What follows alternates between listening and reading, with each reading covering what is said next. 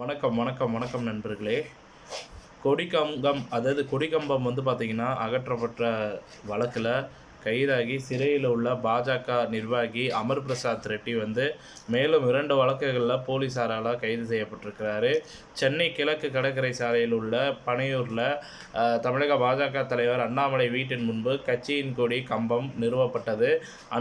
அனுமதியின்றி கொடிக்கம்பம் வைக்கப்பட்டதாக புகார் எழுந்ததைத் தொடர்ந்து சில தினங்களுக்கு முன்பு காவல்துறையினரும் மாநகராட்சி ஊழியர்களும் சென்று அந்த கொடிக்கம்பத்தை அகற்ற நடவடிக்கை மேற்கொண்டனர்.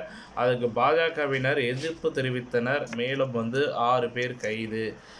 கொடிக்கம்பத்தை அகற்றுவதற்காக கொண்டு வரப்பட்ட ஜேசிபி வாகனத்தை சிலர் சேதப்படுத்தினர். இது தொடர்பாக கானத்தூர் போலீசார் வழக்கு பதிவு செய்து பாஜக மாநில நிர்வாகி அமர் பிரசாத் ரெட்டி உள்ளிட்ட 6 பேரை பார்த்திங்கன்னா கைது செஞ்சுருக்கிறாங்க. இதில் அனைவரும் நீதிமன்ற காவலில் புழல் சிறையில் அடைக்கப்பட்டிருக்கிறாங்க. இதில் பார்த்திங்கன்னா இந்த நிலையில் அமர் பிரசாத் ரெட்டியை மேலும் 2 வழக்குகளில் போலீஸார் கைது செஞ்சுருக்கிறாங்க. செஸ் ஒலிம்பியாட் தொடக்க விழாவின் போது வைக்கப்பட்டிருந்த விளம்பரத்தில் முதல்வர் மு.க.ஸ்டாலின் படத்தின் மீது பிரதமர் மோடியின் படத்தை ஒட்டியதாக அமர் பிரசாத் ரெட்டி மீது பார்த்திங்கன்னா புகார் எழுந்திருந்தது. அந்த புகாரின் பேரில் தற்போது சிறையில் உள்ள அமர் பிரசாத் ரெட்டியை கோட்டூர்புரம் போலீஸார் கைது செஞ்சிருக்கிறாங்க.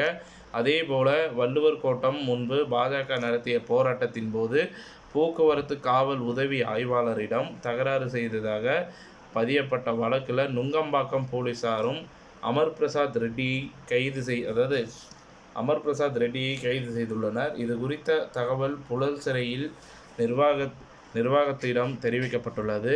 இந்த வழக்கு தொடர்பாக இன்று சைதாப்பேட்டை நீதிமன்றத்தில் அமர் பிரசாத் ரெட்டி ஆஜர்படுத்தப்பட உள்ளார்.